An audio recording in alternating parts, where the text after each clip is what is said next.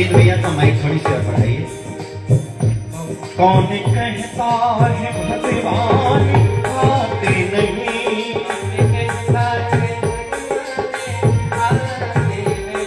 अरे वो दौड़ा दौड़ा आता है भाई, दौड़ा दौड़ा, धीरे धीरे बाबू, हाँ एकदम धीरे धीरे दौड़ा दौड़ा आता है। द्रौपदी ने केवल हाथ उठाया था। क्या उठाया? हाथ। जब तक द्रौपदी ने अपनी साड़ी को पकड़ करके रखा तब तक कन्हैया नहीं आया, लेकिन जैसे ही द्रौपदी ने दोनों हाथ उठाए कन्हैया दौड़ा चला आया। हमें भी दोनों हाथ उठा करके आर्त भाव से कहना है, प्रभु वो कौन कहता है भगवान आते नहीं, कौन कहता है हम तो मीरा के जैसे बुलाते नहीं, अच्युतों केशवों कृष्ण दामोदरों,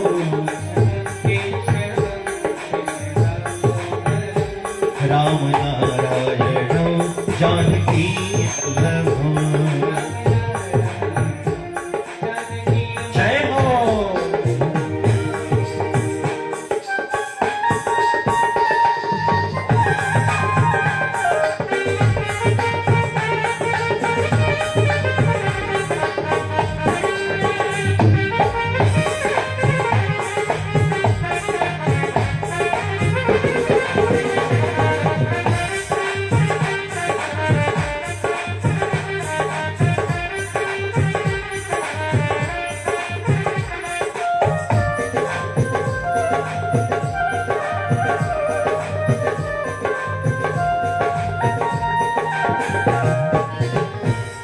जिस भूमि पे हम बैठे हैं इसे महाराष्ट्र कहते हैं। संतों की भूमि है। और महाराष्ट्र में जहां आप बैठे हैं ये भगवान परशुराम जी की तपस्थली है। भगवान परशुराम जी ने इस भूमि में तप किया था और उनके तप स्वरूप उनकी मां रेणुका से परशुराम जी ने वरदान मांगा कि हे मैया आप इस भूमि पे सदा के लिए विराजमान हो जाओ। तो वही रेणुका मैया जीवदानी के रूप में विराजमान है। बोली अम्बे मात की। मां रेणुका जीवदानी के रूप में विराजमान है। महाराष्ट्र संताची भूमि आहे भाऊ। अनेकानेक संत हुए। हमने कहा ना कि हमारी पुकार में वो शक्ति होनी चाहिए। संत नामदेव 5 वर्ष के हैं। नामा की मां ने कहा, हे पोरा, देवा को जीवन कराने के बाद ही ग्रहण करना। और भोग में क्या दिया था? गौ माता का दूध। अच्छा, प्रतिदिन मैया भोग लगाती थी तो उसमें तुलसी डाल करके पर्दा लगा देती ठाकुर जी को, और भाव से ठाकुर जी पा लेते। इसके बाद फिर वो दूध प्रसाद के रूप में स्वीकार हो जाता। लेकिन एक दिन कुछ काम से देवा नामदेव की जो मां थी वो चली गई और कहा कि लल्ला एक काम करना, बिना ठाकुर को भोग लगाए दूध ग्रहण नहीं करना। महाराज 5 वर्ष का अबोध बालक, उसे ये नहीं पता कि ठाकुर जी को केवल पर्दा लगा करके भोग लगाया जाता है। तो वो दूध लेकर के तुलसी डाल करके भगवान को बुलाने लगा। अच्युतम केशव कृष्ण दामोदरों, राम नारायणों जानकी वल्लभों।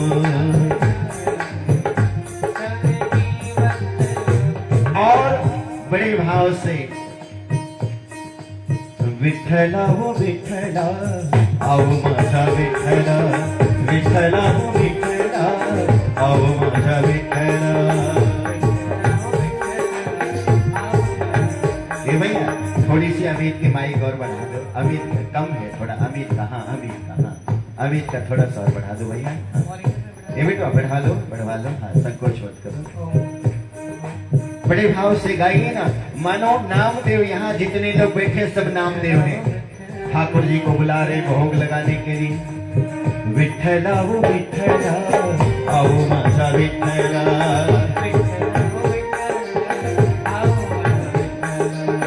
पंढरपूरचा राजा माझा आनंद कंद विठ्ठला, पंढरपूरचा रंगनाथ विठ्ठला, देवनाथ विठ्ठला। और बड़ी सुंदर घटना हुई, बड़ा आनंद आएगा, ध्यान से सुने। सुबह बीत गई, दोपहर होने को आई। 5 वर्ष का बालक भूखा है, अभी तक कुछ ग्रहण नहीं किया। मां को भी विलंब हो गया खेत में। लक्ष्मी जी के पास ठाकुर जी विराजमान थे। माता लक्ष्मी ने कहा, आपको लज्जा नहीं आती? आपको लज्जा नहीं आती? एक 5 वर्ष का अबोध बालक आपको पुकार रहा है। अरे भोग लेकर के बैठा है आपका, आप जाकर के उसको ग्रहण करो। नहीं, मैं आपसे रुष्ट हो जाऊंगी। और बड़ी सुंदर कथा है मित्रों। भगवान वहां से चले और बालक के रूप में आए, नामदेव के साथ बैठ करके हम सुंदर दूध का भोग लगाया। जैसे एक बालक दूसरे बालक के साथ खेलता है, मेरा कन्हैया 5 वर्ष का होकर के आया, नामदेव के साथ खेलते हुए दूध पिया, नामदेव को भी पिलाया। और मां जब आई, नामा से पूछा, हे नामा, अरे देवा को खिलाया कि नहीं रे, दूध पिलाया कि नहीं? नामा ने कहा, मैया मैंने दूध भी पिलाया और गोपाल के साथ मैंने खेल भी खेला। तो भगवान इतने करुणा निधान है, दया के सागर है, हमारी पुकार में वो शक्ति हो तो भगवान दौड़ा आता है। वो कौन कहता है भगवान आते नहीं, कौन कहता है भगवान आते नहीं, कौन कहता है भगवान खाते नहीं।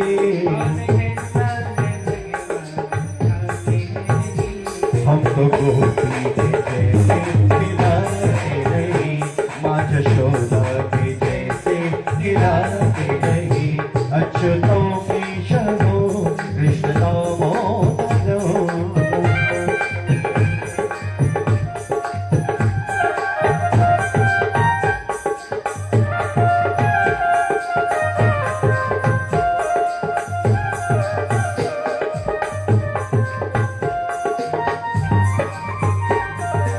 मैं तो कहता है भैया, दिन रात सोते जागते उठते बैठते दिन रात उसे रटते रहो। अरे रटते रहो। कहते हैं ना कि जैसे ये बिल्डिंग है, बिल्डिंग में अनेकानेक फ्लैट है। किसी फ्लैट में रमेश रहते हैं, किसी फ्लैट में सुरेश रहते हैं, किसी में दिनेश रहते हैं, किसी में राजेश रहते हैं। आप नीचे से अगर सुरेश को आवाज दोगे तो सुरेश सुनेंगे कि नहीं? एक बार नहीं सुनेंगे, 2 बार नहीं सुनेंगे, तीसरी बार तो जरूर सुनेंगे। दरवाजा खोल करके बाहर निकलेंगे। जब हाड़ मास का पुतला सुरेश 3 बार आवाज देने के बाद सुन लेता है तो मेरा कन्हैया तो सबके हृदय में विराजमान है, वो क्यों नहीं सुनेगा?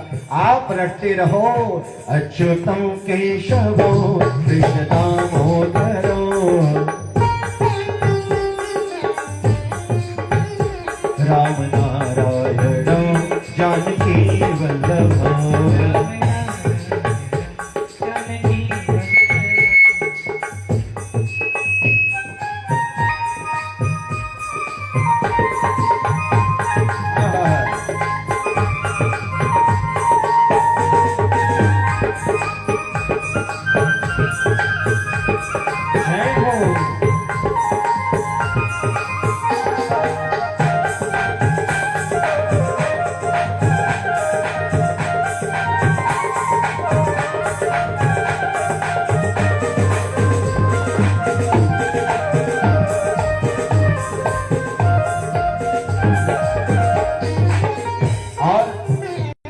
बड़ी मजेदार बात सुनिए, मेरा कन्हैया नाचता भी है। अब आपको नचाने की कला आती है या नहीं? आपको अगर नचाने की कला आएगी तो नचा लोगे। अब जैसे आपके घर में मिक्सर है, अब मिक्सर अगर आपको पीसने आएगा, इलेक्ट्रिक में बटन लगाने आएगा, बटन दबाने आएगा, कटोरी में मसाला रख करके हाथ रखने आएगा तो मिक्सर नाचेगा। वैसे मेरा कन्हैया नाचता है।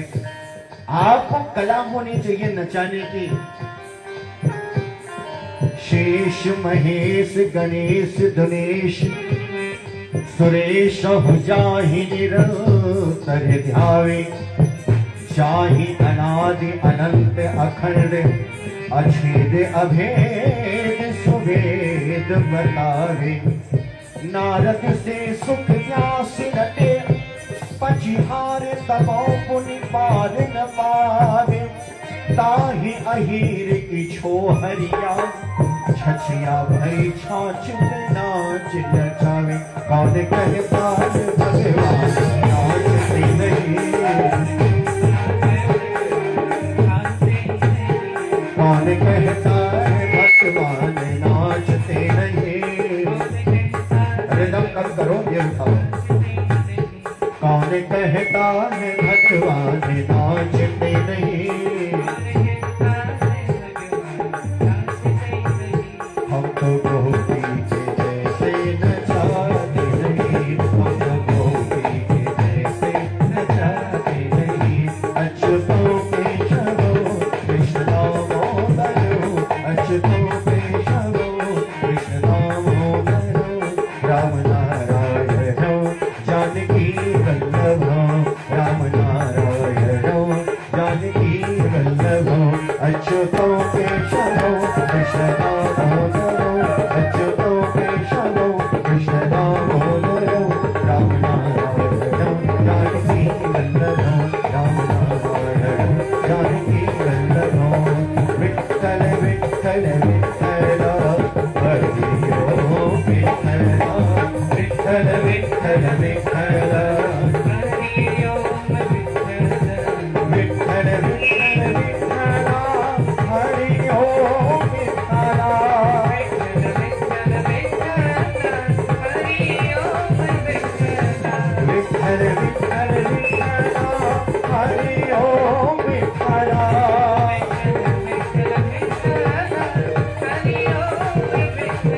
ओ पंढरपुर जा राम हरि ओम विठ्ठल, पंढरपुर जा राम हरि ओम विठ्ठल, पंढरपुर जा राम हरि ओम विठ्ठल। बोलिए बांके बिहारी लाल की, बोलिए कुंवर कन्हैया लाल की, श्री कृष्णचंद्र भगवान की, सिद्धि विनायक भगवान की, मुंबा देवी मैया की, जीवदानी मैया की। ए भैया, जो पहले वाली आपकी सेटिंग थी बहुत बढ़िया थी, थोड़ी सी रिदम कम कर दो और ये सब उठा दो। हाँ हाँ, नहीं थोड़ी सी रिदम कम करके उठा दो ये सब, ठीक है। हाँ, थोड़ी सी रिदम कम करके ना ये सब उठा दो, रिदम ज्यादा हो रहा है। हाँ, रिदम कम करके ये उठा दो। नहीं नहीं नहीं, रिदम कम करके ये उठा दो। बोलिए बांके बिहारी लाल की। हाँ, थोड़ी सी उठाइए हल्का सा, मैं लेवल बता दूंगा, इसके बाद आपको नहीं डिस्टर्ब करूंगा। श्री राधे श्री राधे श्री राधे। बोलिए कुंवर कन्हैया लाल की। ठीक है, इनका भी चेक कर लीजिए। हाँ, चेक कर लो भैया आनंद जी।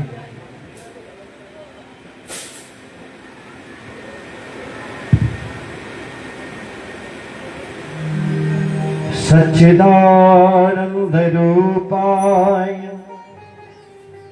विश्वोत्पत्त्यादि हेतवे तापत्रे विनाशाय श्री कृष्णाय वयं नमः।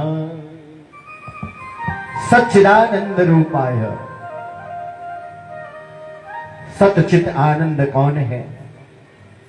हमारे कुंवर कन्हैया लाल मुकुंद माधव नटवर नागर वेद व्यासी कहते हैं सच्चिदानंद रूपाय विश्वोत्पत्त्यादि हे तभी, जो जग के उत्पन्न लय और प्रलय के कारक हैं, ऐसे परमपिता परमेश्वर तापत्रय विनाशाय, जिनकी कृपा मात्र से तीनों तापों का समन हो जाता है। ये तीन ताप कौन है? आदि दैहिक, आदि भौतिक और आदि दैहिक आदि भौतिक। ये तीन जो ताप हैं, आध्यात्मिक, दैहिक, दैविक और भौतिक। दैहिक जो ताप है वो शरीर के रोग हैं। आप देखें ना कि आज कोई तन दुखी, कोई मन दुखी, कोई धन बिन रहत उदास, थोड़े थोड़े सब दुखी, सुखी राम को दास। ये संसार क्या है? दुखालय है। और इस दुखालय में कहते हैं किसी के पास धन है तो खाने वाला नहीं है, और किसी के पास खाने वाले हैं तो धन नहीं है। जैसे विद्यालय होता है, विद्यालय में एक ही पढ़ाई नहीं होती।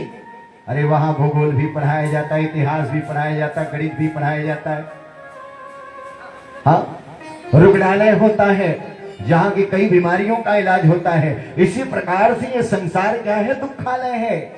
और इस संसार में भी धनिक के दुख अलग है, गरीब के दुख अलग है। तो कहते हैं ना कि दैहिक जो रोग जनित ताप है, भगवान उसका हरण करते हैं, और दैविक जो प्राकृतिक आपदा आती है, भगवान उसका हरण करते हैं। और आदि भौतिक, जैसे भी देखो ना, बीच में कोरोना आया, कोरोना आया, लेकिन जो भगवान भरोसे लगा रहा उसकी नैया पार हो गई। ईश्वर पे अटूट विश्वास करके तमाम ऐसे भी रहे जिनको दवाइयों की क्षमता नहीं थी जो दवा करा सके, लेकिन भगवान पे भरोसा था कि हे ठाकुर जी मुझे संभालना, और भगवान ने उनकी नैया पार की। वेद व्यास जी ने पहले श्लोक में लिखा, तापत्रय विनाशाय श्री कृष्णाय वयं नमः। हे परमपिता परमेश्वर अखिलेश्वर, दैहिक, दैविक, भौतिक तीनों तापों के समन करने वाले परमपिता परमेश्वर परमात्मा, हे श्री कृष्ण, मैं आपके चरणों में बारंबार प्रणाम करता हूं। बोली बांके बिहारी लाल की। बड़ी सुंदर कथा है। सुखताल उत्तर प्रदेश में, जहां आपका उद्भव स्थल है सीतापुर, वहां पे शौनकाद ऋषि 87,000 ऋषि बैठे हैं, और उन ऋषियों के बीच में सूत जी महाराज विराजमान हैं। सभी ऋषियों ने हाथ जोड़ करके सूत जी की वंदना करी। कहते हैं, प्रभु अखंड मंडलाकारो व्याप्तं येन चराचरं तत्पदं दर्शितं येन तस्मै श्री गुरुवे नमः। अज्ञानतिमिरान्धस्य ज्ञानाञ्जनशलाकया चक्षुरुन्मीलितं येन तस्मै श्री गुरुवे नमः। गुरु की जीवन में बड़ी महत्ता होती है। कहते हैं जो निगुरा जीवन होता है ना, बड़ा कष्टकारी होता है, लेकिन आज के परिवेश में बड़ी समस्या है। कहते हैं गुरु मिलता कब है जानते हैं? जब ठाकुर जी की विशेष कृपा होती है तभी गुरु मिलता है। और आजकल तो ऐसे गुरु घूम रहे हैं कि आ जाओ चेला बन जाओ, चेला बन जाओ, चेला बन जाओ, किलो के भाव से। पहले के जमाने में गुरु ऐसे होते थे, सालों साल चरण पादुका घिस जाती थी, गुरुदेव अपनी दीक्षा नहीं देते। कहते अभी दीक्षा के लायक बने नहीं हो। हाँ, अभी दीक्षा के लायक आप बने नहीं हो। जब तक कागज कोरा नहीं होगा, उस पर कुछ लिखा नहीं जाएगा, अभी तुम्हारे अंदर माया है, मोह है, कपट है, छल है, दम्भ है, अभिमान है। आप अभी दीक्षा के लायक बने नहीं, पहले दीक्षा के लायक बनो तो सही, तब जाकर के दीक्षा मिलती थी महाराज। और आज माइक में किलो के भाव से दीक्षा दी जा रही। शिष्य का कल्याण हो या ना हो, गुरु का कल्याण होना चाहिए। बोलिए बांके बिहारी लाल की। अगर कुछ गलत कहें तो हाँ हाँ तालियां बजा दीजिएगा, मैं समझ जाऊंगा। हाँ ठीक है ना। हाँ अगर बात आप तक पहुंचे तो तालियां केवल बजाइएगा। किलो के भाव से महाराज। अरे एक कथा आती है, एक राजा थे, बड़े प्रतापी राजा थे, जिनकी एक बेटी थी जिसका नाम था अहलावती। अहलावती नाम था पुत्री का। और वह पुत्री भगवान का भजन किया करती, दिन रात हरि शरणो हरि शरणो हरि शरणो हरि शरणो हरि शरणो हरि शरणो हरि शरणो हरि शरणो।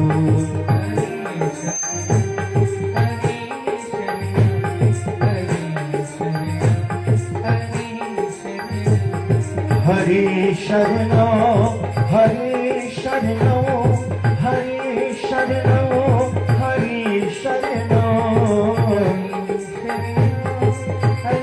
बड़े भाव से लाइए। हरि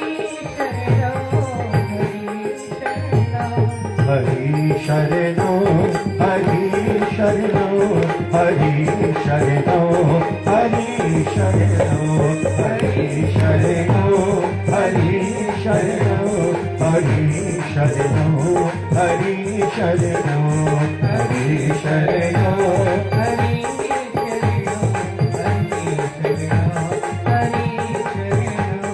गुरु शरणो गुरु शरणो गुरु शरणो गुरु शरणो गुरु शरणो गुरु शरणो गुरु शरणो गुरु हरि शरणो हरि शरणो हरि शरणो हरि शरणो हरि शरणो हरि शरणो हरि शरणो हरि शरणो।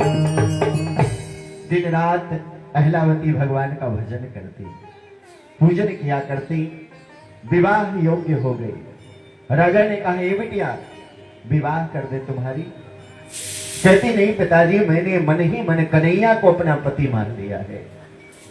मैंने कन्हैया को अपना पति मान लिया है, मैं विवाह नहीं करूंगी। राजा ने कहा, बिटिया तो मैं तुम्हारे लिए क्या कर सकता हूं, बता तो सही। बेटी ने कहा कि पिताजी मुझे एक एकांतवास में आवास दे दीजिए, जहां मैं रह करके ठाकुर जी का भजन करूंगी। राजा ने एक सुंदर राजमहल बनवाया अपने बागीचे में, और वहां रह करके अहलावती भगवान का भजन करने लगी। लेकिन जीवन में गुरु नहीं मिला था। अब गुरु नहीं मिला तो भगवान कैसे मिले? गुरु गोविंदो हु खड़े काकेला गो पाए, बलिहारी गुरुआ पड़े गोविंदियो बताए। मैं आपको बार बार कह रहा हूं कि किलो से जो चेला बनाए उससे सावधान।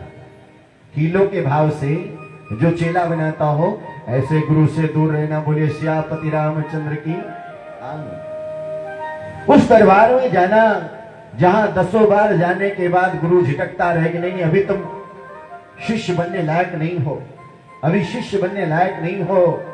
जब शिष्य बनने लायक हो जाओगे तो जो सच्चा गुरु है अपने आप आपको दीक्षा दे देगा। बोलिए सियापति रामचंद्र की। एक चोर आया, रात के समय अहलावती भजन कर रही थी। अब हिले मिलो नाही जाने कब मिली हो, अब हीलो मिलो नाही जाने कब मिली हो, अब हील मिलो नाही जाने कब मिली हो। निगुरा जी जीवन मोरा ऐसे कैसे कटी हो, निगुरा जीवन मोरा ऐसे कैसे कटी हो, अब हिल मिलो ना जाने कब मिले हो। वो गा रही थी कि अब हिल मिलो ना जाने कब मिली हो, निगुरा जीवन मोरा ऐसे कैसो कटी हो। बिना गुरु के मेरा जीवन कैसे कटेगा, अभी तक तो कोई गुरु मिला नहीं, पता नहीं कब मिलेगा। एक चोर था, बड़ा सयाना था, एकदम सयाना। सोवर राजमहल में चोरी करने के इरादे से घुस रहा था, नकब लगा रहा था। जैसे उसके कानों में आवाज गई कि अब ही तो मिलो ना जाने कब मिली हो, और निगुरा जीवन मोरा ऐसे कैसे कटी हो, तो उसने कहा चोर बनने से अच्छा है गुरु बन जाता हूं। अब केवल चोला ही तो बदलना है। कहते हैं ना कि साधु बनना आसान है, साधु होना बड़ा मुश्किल काम है साहब। साधु तो कोई भी बन सकता है साहब। 200-500 रुपए का चोला खरीदा, पहन करके त्रिपुंड लगाया, निकल लिया, साधु हो गया। लेकिन साधु होना बड़ा मुश्किल काम है। कालनेमी ने भी चोला ओढ़ा था, कालनेमी ने भी साधु का चोला ओढ़ा था, और हनुमान जी जैसे परम ज्ञानी महात्मा दिग्भ्रमित हो गए कालनेमी के चोले से। तो हम आप तो सामान्य लोग हैं। साधु बनना आसान है, साधु होना बड़ा मुश्किल काम है। और कोई जरूरी नहीं है कि जप माला छापा तिलक वाला ही साधु होगा।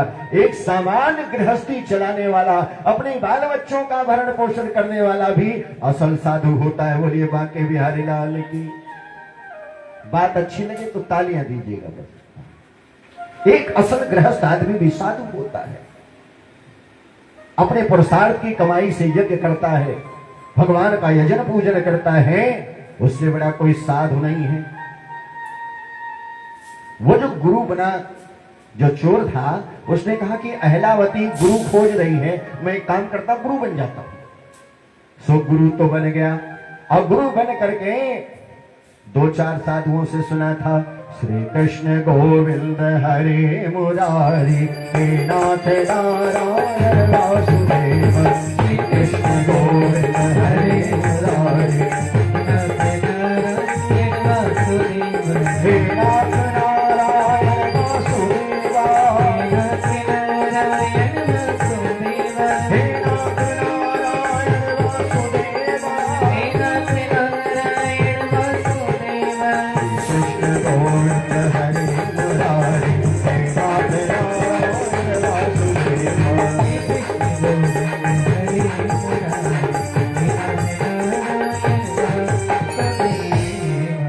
जैसे ही उसने भगवान नाम कीर्तन किया, अहलावती दरवाजे के पास आ गई। लगता है गुरुजी आ गए, गुरुजी आ गए। उसने कहा हरे कृष्णा कृष्णा कृष्णा हरे हरे, हरे राम राम राम हरे हरे। अहलावती चरणों में दंडवत हो गई और कहती मेरे भाग्य खुल गए, आज गुरुदेव मेरे दरवाजे पर पधारे। और वस्तुतः वो गुरु तो था नहीं, गुरु के चोले में था, और था वो चोरी करने के इरादे से आया था राजमहल में, चोरी करने। सो अहलावती ने कहा कि गुरुदेव आप मिल गए तो मुझे दीक्षा दे दीजिए। तो उसने कहा कि नहीं, मैं दीक्षा नहीं दे सकता। अरे कहा महाराज मेरा जल ग्रहण कर लीजिए। कहा जल भी नहीं ग्रहण कर सकता क्योंकि तुम्हें मैंने दीक्षा नहीं दिया, अभी तक तुम्हारे जीवन में गुरु नहीं है। तो मैं निगुरा व्यक्ति के हाथों से जल भी ग्रहण नहीं करता। तो अहलावती ने कहा कि महाराज कुछ तो उपाय होगा, कैसे मुझे दीक्षा मिलेगी। सो उसके मन में एक कुटिल चाल आई। उसने कहा कि सारे आभूषण इकट्ठा कर लो, एक पोटली में बांध लो, मैं यहां वहां दीक्षा नहीं देता, तुमको जंगल में चलना पड़ेगा। कहां जाना पड़ेगा? जंगल में। और अपने साथ एक रस्सी लेकर के रखा था वो। अहलावती बड़ी भोली थी, उसने कहा गुरु की आज्ञा। सो सारे आभूषण बांध करके जंगल में गई, जंगल में ले गया, कहा आंखें बंद करो। एक वट का वृक्ष था, उस वट वृक्ष में रस्सी से बांध दिया। तो अहलावती ने मानो समझा कि यही प्रक्रिया है गुरु दीक्षा की। बेचारी बड़ी भोली थी और उसने कहा कि मैंने जो नाम जपा है वही जपते रहो। श्री कृष्ण गोविंद हरे मुरारी, हे नाथ नारायण वासुदेव। श्री कृष्ण गोविंद हरे मुरारी, हे नाथ नारायण वासुदेव। हे नाथ नारायण वासुदेव, हे नाथ नारायण वासुदेव। कृष्ण गोविंद हरे मुरारी, हे नाथ नारायण वासुदेव।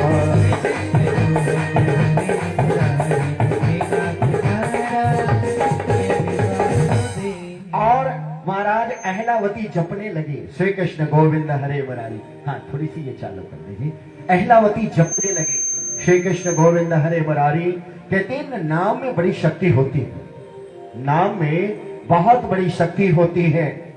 और वो जो चोर था अहलावती को बांध करके और कहा कि जब तक मैं ना बोलूं आंख नहीं खोलना, और यही नाम का जपन करते रहना। श्री कृष्ण गोविंद हरे मुरारी, हे नाथ नारायण वासुदेव।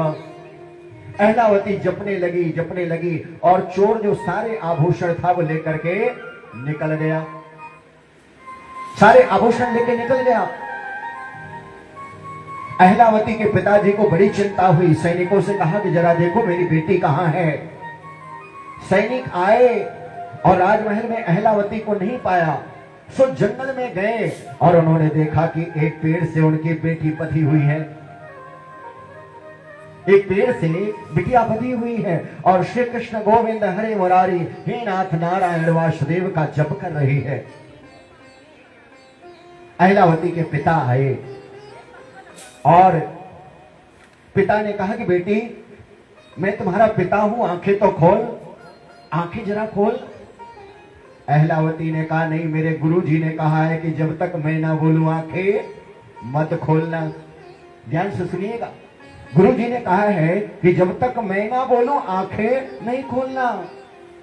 पिताजी ने लाख बनाया, अहलावती ने आंखें नहीं खोली। महाराज सारे नातेदार रिश्तेदार आए, सबने कहा बिटिया आंखें खोल, बिटिया आंखें खोल, लेकिन अहलावती ने आंख नहीं खोला। तो भगवान को भी उतर करके आना पड़ा। बोले बांके बिहारी लाल की।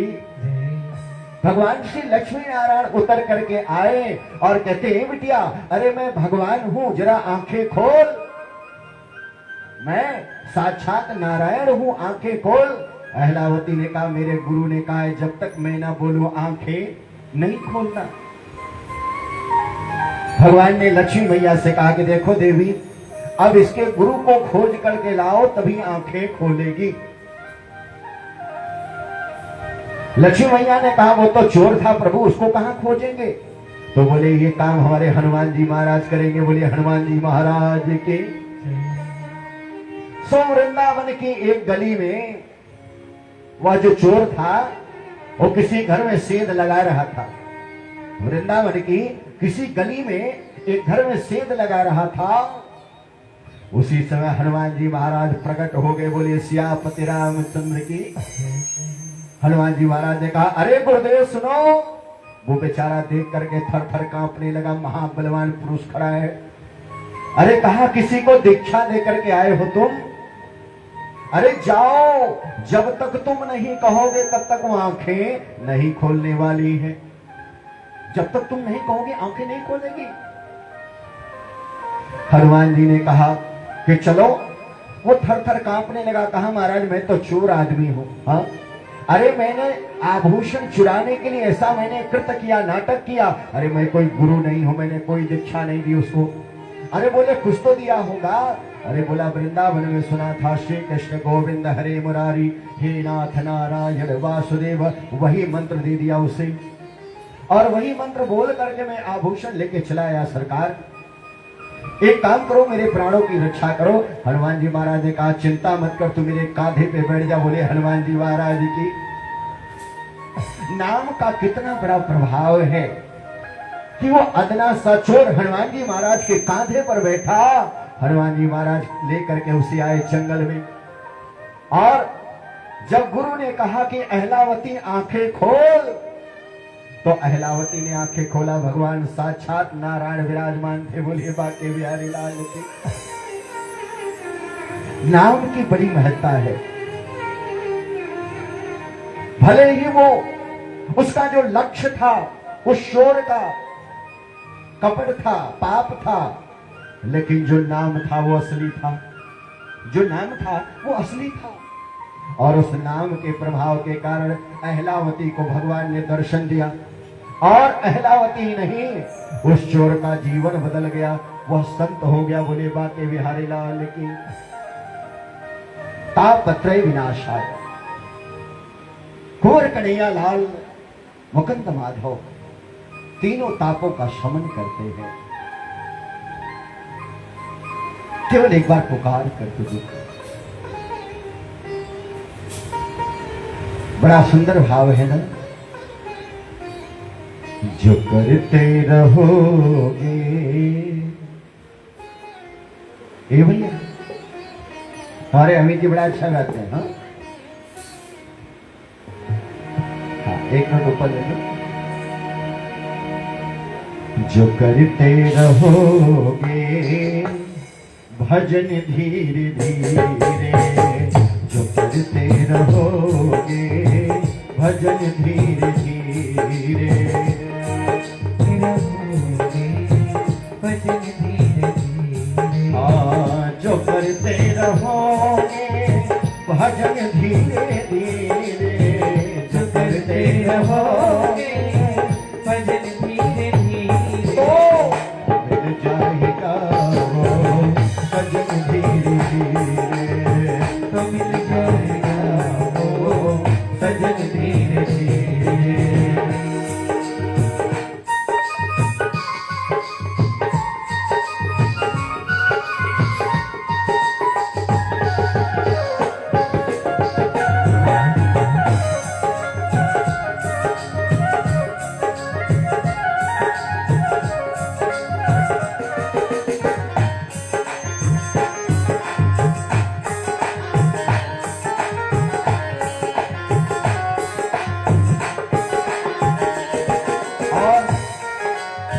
कोई काम दुनिया में मुश्किल नहीं है, कोई काम दुनिया में मुश्किल नहीं है, कोई भी कार्य असंभव नहीं है।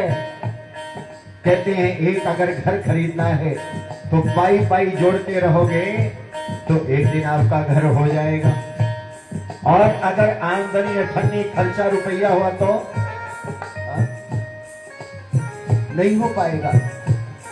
हाँ, कोई काम दुनिया में मुश्किल नहीं है, कोई काम दुनिया में मुश्किल नहीं है, कोई काम दुनिया में मुश्किल नहीं है, कोई काम दुनिया में मुश्किल नहीं है, कोई काम दुनिया में मुश्किल नहीं है। और जो करते रहोगे जतन धीरे धीरे, जो करते रहोगे यतन धीरे धीरे, करते रहोगे यतन धीरे धीरे। जय हो।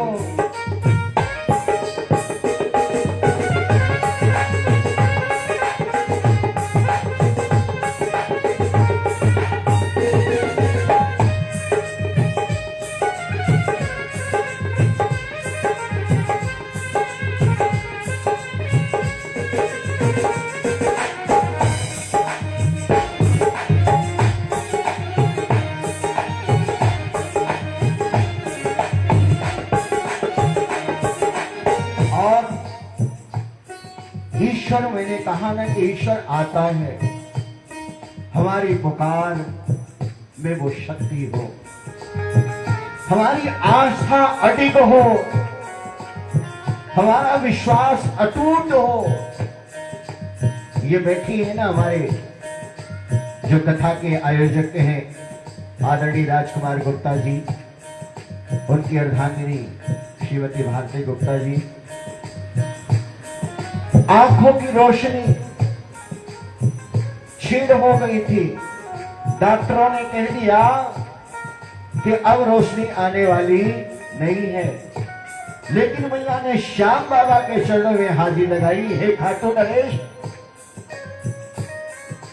अगर मेरी आंखों की रोशनी आई तो आपके चौखट में मत्था गिरेगा, और आई ही नहीं, एकदम टकाटक देख रही है। बोलिए खाटू नरेश की ये चमत्कार है। अगर प्रभु से मिलने की दिल में तमन्ना, प्रभु से मिलने की दिल में तमन्ना, अगर प्रभु से मिलने की दिल में तमन्ना, अगर प्रभु से मिलने की दिल में तमन्ना, अगर प्रभु से मिलने की दिल में तमन्ना, अगर प्रभु से मिलने की दिल में तमन्ना, करे जाओ भगता जपन धीरे धीरे, करे जाओ भगता जपन धीरे धीरे, मिल जाएगा वो सजन धीरे धीरे, जो करते रहोगे भजन धीरे धीरे, जो आदत बना लो। अच्छा, पूजा कितने लोग करते हैं घरों में? हाथ उठाइएगा। पूजा कितने लोग करते हैं? सभी लोग ना। कितना मिनट? 10 मिनट, 20 मिनट, आधे घंटे? आधे घंटे तो 1 घंटे। अच्छा, 1 घंटे वाले हाथ उठाए। 1 घंटे वाले हमारे भैया हैं, आधे घंटे वाले हमारी मैया भी हैं, आधे घंटे वाले, बाकी 10 मिनट वाले नहीं है ना। आधे घंटे, आधे घंटे में 1 माला कम से कम खाटू श्याम जी का किया करो। अगर आपको संसार का धन, वैभव, रिद्धि, सिद्धि, सुख, समृद्धि चाहिए और अंततः मोक्ष की आकांक्षा हो, तो 1 माला खाटू श्याम बाबा क्या किया करो। श्री श्याम देवाय नमः, श्री श्याम देवाय नमः, श्री श्याम देवाय नमः, श्री श्याम देवाय नमः। अंगुली पे ही 108 और ज्यादा नहीं। ये करते रहो, फिर अगली बार कहीं ना कहीं मिलेंगे तो चमत्कार बताना। जो करते रहोगे भजन धीरे धीरे, जो करते रहोगे भजन धीरे धीरे, मिल जाएगा वो सजन धीरे धीरे, मिल जाएगा वो सजन धीरे धीरे। जो करते रहोगे भजन धीरे धीरे, जो करते रहोगे भजन धीरे धीरे, मिल जाएगा वो सजन धीरे धीरे, मिल जाएगा वो सजन धीरे धीरे, मिल जाएगा वो सजन धीरे धीरे। बोले बाकी बिहारी लाल की। अब आपने भजन करना है। हाँ, भजन करना है ना। 1 माला जरूर करो और फिर चमत्कार मुझे बताना। कहते हैं ना कि विश्वास ही ईश्वर है।